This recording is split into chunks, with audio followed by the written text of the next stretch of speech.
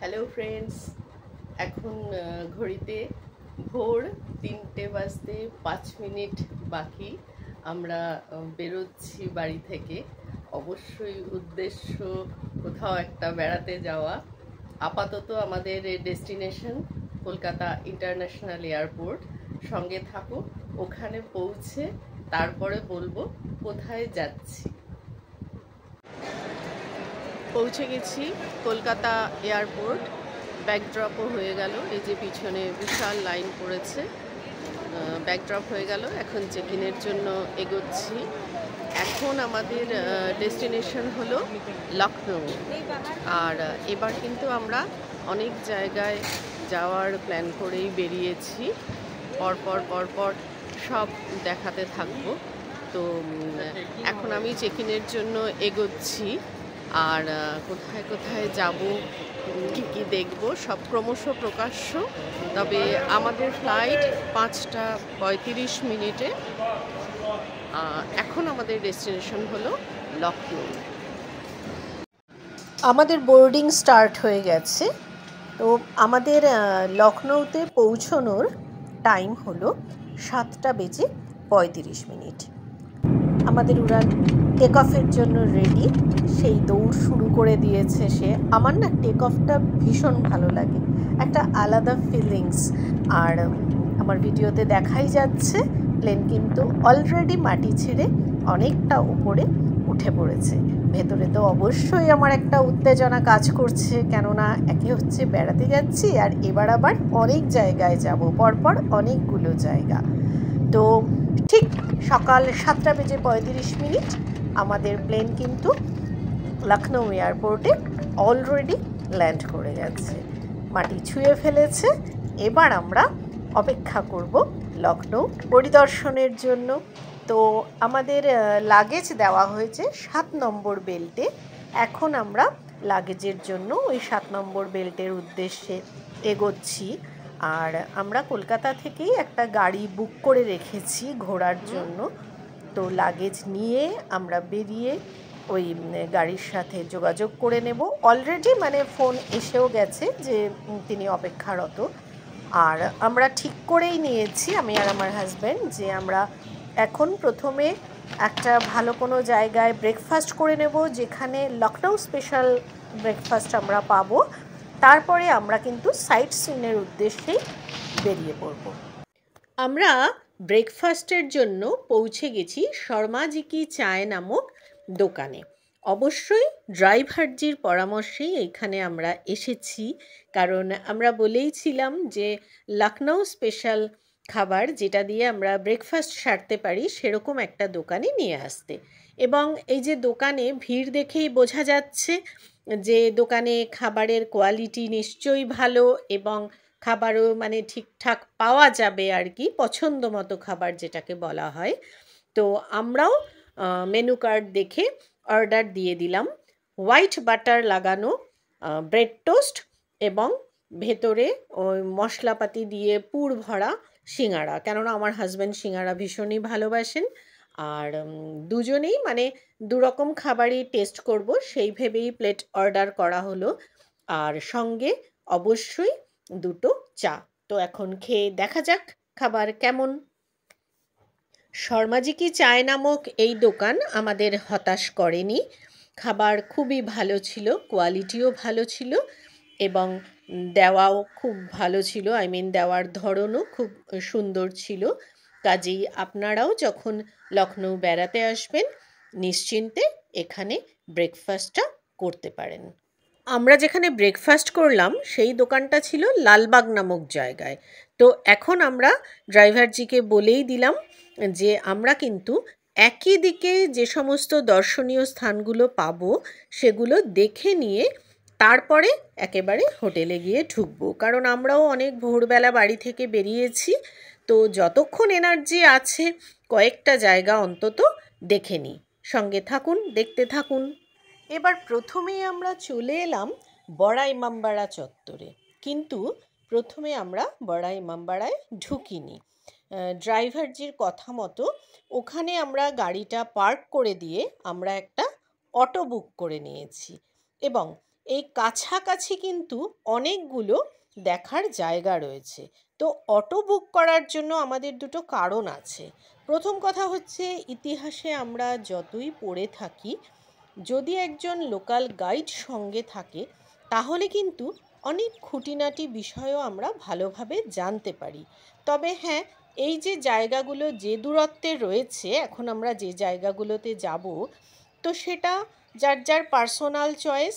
কেউ আমাদের মতো একটা অটোও বুক করে নিতে পারেন, মাত্র 100 টাকা ভাড়া নিয়েছিল এবং অটো ড্রাইভার গাইড হিসেবে কাজ করে দিয়েছিল। আবার কেউ পায়ে হেঁটেও দেখতে পারে।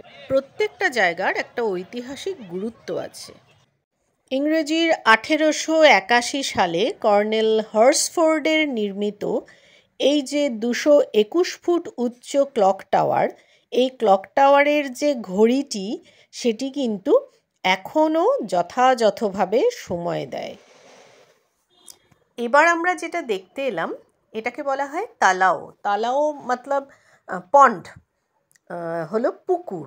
এখানে নবাবের বেগমরা স্নানের জন্য আসতেন এবং দুপাশে দুটো যে বাড়ির মতো দেখা যাচ্ছে, এগুলো ছিল চেঞ্জিং রুম। আর তালাওটা দেখেই বোঝা যাচ্ছে, মানে এখন এগুলো অনেকখানি ধ্বংসের পথে আর কি। আর ভীষণ মানে সুন্দর চারিপাশের পরিকাঠামো, খুবই সুন্দর লেগেছে আমাদের। এই মহলটির নাম হলো সাতখণ্ডা। নবাব তার মেয়েকে দেবেন বলে একটি 7তলা মহল তৈরি করছিলেন, যে মহলের প্রত্যেক তলায় আলাদা আলাদা ডিজাইন করা রয়েছে এবং দেখাই যাচ্ছে যে প্রত্যেকটা তলায় আলাদা আলাদা ডিজাইন।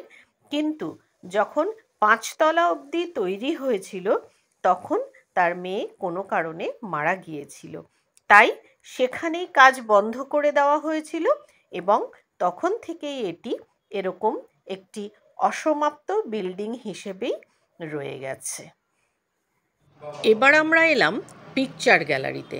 তবে এখানে ভেতরে ফটো তোলা নিষিদ্ধ, কিন্তু আমি যদি এই পিকচার গ্যালারি সম্বন্ধে না বলি না, আমার মনে হবে অনেক কিছুই বলা অসম্পূর্ণ থেকে গেল। তাই আমি বলতে চাই আর কি কিছু। এই যে আমি এই তালাওয়ের ভিডিওটা আবার দেখাচ্ছি, কারণ এই যে তালাওয়ের সোজাসুজি ওই বিল্ডিংটা দেখা যাচ্ছে, ওটাই অ্যাকচুয়ালি পিকচার গ্যালারি। আর পিকচার গ্যালারির ভেতরে যে সমস্ত ছবি রাখা রয়েছে, সেই ছবিগুলো ব্রিটিশ আর্টিস্টদের আঁকা এবং প্রত্যেকটা ছবি অসাধারণ। তখনকার দিনে প্রতি ছবিতে রয়েছে 3D এফেক্ট। ছবিগুলোর কালারের সাথে সোনা, রূপো, দস্তা এসবের ডাস্ট মিশিয়ে রঙগুলোকে প্রস্তুত করা হয়েছে, যার জন্য ছবিগুলোর গ্লেজই আলাদা। আর সবচেয়ে বড় কথা, তখনকার দিনে 3D এফেক্ট রয়েছে প্রতিটা ছবিতে। আমরা যখন ছবিগুলোর দিকে তাকিয়ে এগিয়ে যাচ্ছি, মনে হচ্ছে যে ফিগারটা ছবিতে রয়েছে সেও মাথা ঘুরিয়ে আমাকে দেখছে। আমাদের মানে প্রতিটা ছবি অসাধারণ লেগেছে। আমি তো বলবো, লখনৌ বেড়াতে গেলে এই পিকচার গ্যালারি অবশ্যই দেখবেন। আর এখন যেটা আমি দেখাচ্ছি, এই পিকচার গ্যালারির বারান্দা থেকে এরকম তালাও, ক্লক টাওয়ার সবই দেখা যায়। এটা রুমি দরওয়াজা, যেটা হলো তখনকার নবাবের আমলের একটা গেটওয়ে। এই গেটওয়ের ওই দরজা দিয়ে গাড়ি এদিক ওদিকে যাতায়াত করতো আগে।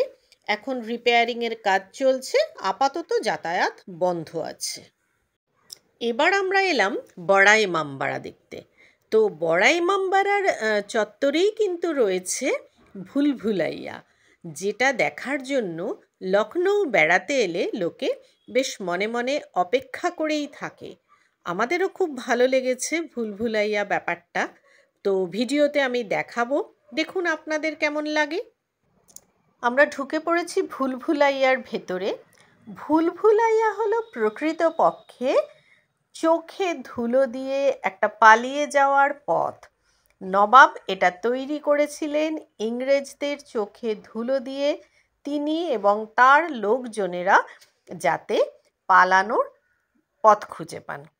আর একমাত্র ওনারাই জানতেন যে কোন কোন পথ ধরে এগিয়ে গেলে ওনারা এখান থেকে বেরিয়ে পড়তে পারবেন। এবং শুধু তাই নয়, এই ভুলভুলাইয়া থেকে এমনভাবে সুড়ঙ্গ তৈরি করা ছিল যেখান থেকে ওনারা ইংরেজদের চোখে ধুলো দিয়ে দিল্লির পথে অথবা কলকাতার পথে পৌঁছে যেতে পারতেন।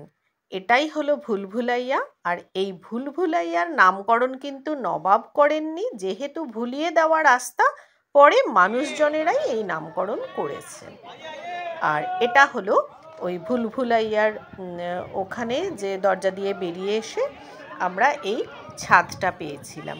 প্র্যাকটিক্যালি এই ভুলভুলাইয়ার নিচে রয়েছে ধর্মসভার হল, লখনৌয়ের জামা মসজিদ। দ্বিতীয় দিন সকালবেলা আমাদের নির্ধারিত গাড়িতে আমরা আবার বেরিয়ে পড়লাম লখনৌয়ের বাকি দর্শনীয় স্থানগুলো পরিদর্শনের জন্য। এখন আমরা চলেছি লখনৌ শহরের ভেতর দিয়ে। তো শহরটাও একটু দেখাই, চারপাশটা কেমন, বাড়িঘর কেমন। তো খুবই সুন্দর লাগছিল, খুবই পরিকল্পিত শহর। তো প্রথমে আজকে আমাদের উদ্দেশ্য ছিল গোমতী রিভার ফ্রন্ট পার্কে যাওয়া। গোমতী নদীর তীরেই অবস্থিত লখনৌ শহর। তো এই গোমতী নদীর তীরেই তৈরি হয়েছে একটা বড় পার্ক। সেখানে আমরা এসে পৌঁছলাম এবং ওই গোমতী নদীর তীরে যে পার্কটা তৈরি হয়েছে দেখলাম সেখানে একটা বুক ফেয়ার চলছে। আর এই গোমতী নদী বেশ চওড়া এবং পরিষ্কারও মোটামুটি রয়েছে। আর লাইফ জ্যাকেট পরে নৌকো করে জল পুলিশ ঘুরে বেড়াচ্ছে, মানে মানুষের সাহায্যার্থেই ওনারা রয়েছেন, এটুকু আমরা বুঝতে পারলাম। আর এরকম না, এই নদীর পাশে এই যে পার্কটা, এখানে এরকম একটু দূরত্বে দূরত্বে বসার জায়গা করে রয়েছে। আর ওই ভেতরে দেখা যাচ্ছে বুক ফেয়ার চলছে। খুবই সুন্দর একটা জায়গা এবং লোকাল লোকেদের জন্য, মানে বেড়াতে আসার জন্য বেশ সুন্দর একটা জায়গা। এবার আমরা পৌঁছে গেলাম দিলখুশ কোঠিতে। এখানে নবাব তার 365 জন বেগমকে নিয়ে থাকতেন এবং এই দিলখুশ কোঠির মেইন গেটে যে ডিজাইনটা করা রয়েছে, এখন যদিও সেগুলো ভগ্নপ্রায় অবস্থায় রয়েছে, সেই ডিজাইন দেখেই এখনকার কারিগররা চিকনকারির কাজ করে থাকেন। আর তখন বেগমরা এই কাজগুলোই তাদের কামিজের গলায় করাতেন এবং এখন লোকাল কারিগররা সেই ডিজাইনগুলোকে চিকনকারির সমস্ত ওই জিনিসে, শাড়ি বা কামিজ বা অন্য কোনো জামা কাপড়ে করে থাকেন। সেটাই লখনৌয়ের বিখ্যাত চিকনকারির কথা বলতে বলতে পৌঁছে গেলাম হজরতগঞ্জ মার্কেট। এখানে রয়েছে প্রচুর চিকনকারির দোকান, যে দোকানগুলোতে চুড়িদার বা কুর্তি, ছেলেদের পাঞ্জাবি, শাড়ি, শুধুই চিকনের কাজ করা জিনিসপত্র পাওয়া যাচ্ছে। নিজেদের পছন্দ মতো কিনে নিলেই হলো। বলাই বাহুল্য, আমিও কিনে ফেলেছি কয়েকটা। মেয়েরা কি আর লোভ সামলাতে পারে? অবশ্যই কিন্তু গেলে ঘুরে নেবেন এই হজরতগঞ্জ মার্কেট। লখনৌ গেছি আর কাবাব খাবো না, তা কি হয় নাকি? লখনৌতে তো কাবাব বিখ্যাত। আমরাও ট্রাই করেছি গালাউটি কাবাব, শামি কাবাব, কাকড়ি কাবাব, চাপলি কাবাব, শিখ কাবাব, অনেক রকম কাবাব আমরা ট্রাই করেছি, ভালো লেগেছে। আর আমিনাবাগ হলো কাবাব স্পেশাল জায়গা। এবার অবশেষে আমরা এসে পৌঁছলাম লখনৌয়ের ছোটা ইমামবাড়ায় এবং এখানেই কিন্তু আমার লখনৌ সফরের ভিডিও শেষ হলো। আপনারা যারা এতক্ষণ ধৈর্য ধরে আমার সাথে আমার ভিডিও দেখলেন তাদের অসংখ্য ধন্যবাদ। সবসময় এভাবে আমার পাশে থাকবেন। আর যদি ভিডিও ভালো লেগে থাকে অবশ্যই একটা লাইক দেবেন, শেয়ার করবেন ভিডিওটা এবং কমেন্ট বক্সে একটু লিখে জানাবেন কেমন লাগলো, তাহলে আমি পরবর্তী ভিডিও করার সাহস পাই। আর আমি কিন্তু ভিডিওর প্রথমেই বলেছিলাম যে আমরা এবার কিন্তু অনেক জায়গায় ঘোরার পরিকল্পনা নিয়ে বাড়ি থেকে বেরিয়েছি। আমার পরবর্তী জায়গা হলো অযোধ্যা। অপেক্ষায় থাকুন। Bye bye.